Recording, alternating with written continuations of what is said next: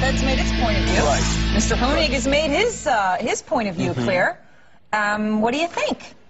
Well, to me, I always come back to the same issue, which is that Bernanke's doing everything right. He said that he correctly typified all what the Federal Reserve beige book and all the different reports said. It's not that great. Maybe it's getting a little better. That's terrific. He is not going to let us slip back into a recession. Why people think that he will by risking tightening rates, and I loved your poll of people, is beyond me.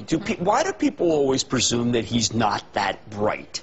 That he's not a student of these situations. Once he realized we were in a Great Recession, he decided to not be 1937 in America, which is what sent us back. We needed a war. Well, maybe he has these dark nights when he wakes up and he says, "What's worse, having let us go into that terrible, terrible depression, or running the risk, which he is doing, of keeping rates too low for too long and having some other kind of a bubble he's got to deal with afterwards?" And clearly, between those two, he said, "I'd rather take the risk of some bubble." Well, remember, he is a student of what happened in the 30s. That's why he's so good. He didn't know we were in the 1930s during 2007 and 2008, and that was bad. He got mortgages wrong initially. He didn't understand subprime. He should have just listened to you, because you talked about it every day, for those of us who remember.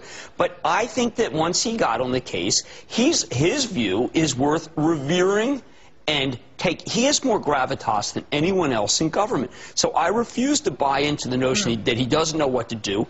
And I think he studied what happened in 37. In 30, we all know that the reason why we got out of the Great Depression was because of World War II. We don't want to have something that extreme. No, we do not. And that's why, a little trust for Bernanke. We have come to the point in this country where we think everybody's involved with the government is just a totally owned by Lloyd Blankfein and Goldman Sachs. I'm listening to that testimony. I don't know who's left. It's like even if you're involved in anything that touches money, or anything that touches Washington, you're a bad person. I'm out there. And the regional bankers are feeling upset about it. I know. Look, I don't even care. I wrote a piece for realmoney.com, street.com, where I said, listen, call me suicidal. I think Geithner's doing a great job. I was a very big critic of Geithner. Yes. I am embarrassed by the way that they treated him today. This is a man who did, along with Bernanke, save Western world capital. Have people forgotten what it was like during those moments when Paulson, who also got religion, pushed for TARP? Do they not know that we were about to be in a barter economy? There was a day when Hank got on his knees in front of Nancy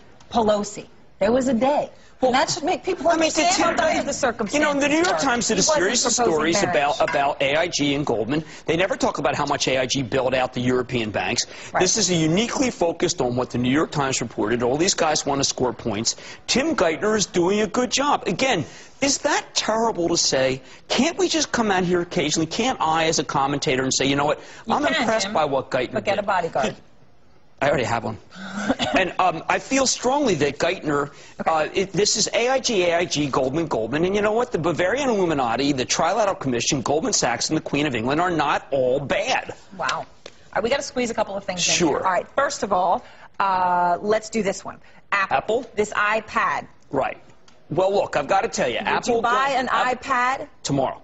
You want an iPad? I will go to the... Now, you can't have to wait 60 days, unfortunately, but yes, I want an iPad. With an AT&T contract? No, it's like I have a Mac Air. I know that AT&T is really a sticking point because we live in this area.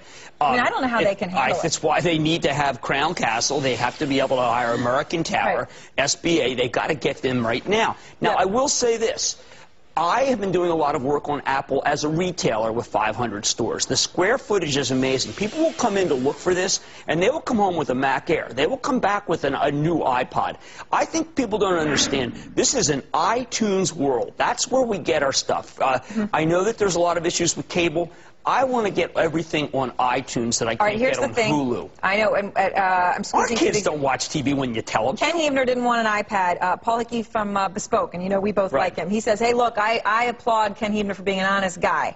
Why the heck doesn't he want one? I don't know, but according to Paul Hickey, his recent filing with the SEC discloses that Heavner's fund has 6% of the fund in Apple shares right now. Well, so he may not like the product, but he likes the stock. Well, look, he had $39 billion in cash. $12 in earnings power, $39 billion in cash. I'm a buyer. I own it for my trust. She gives a hard rap. Why? Because I'll pay for the darn commercial. We're talking. How much is the darn commercial? What is it, 20 G's? A Snuggie one is probably 5 cents. GE is the best performing stock on the Dow this year, up 8%. GE.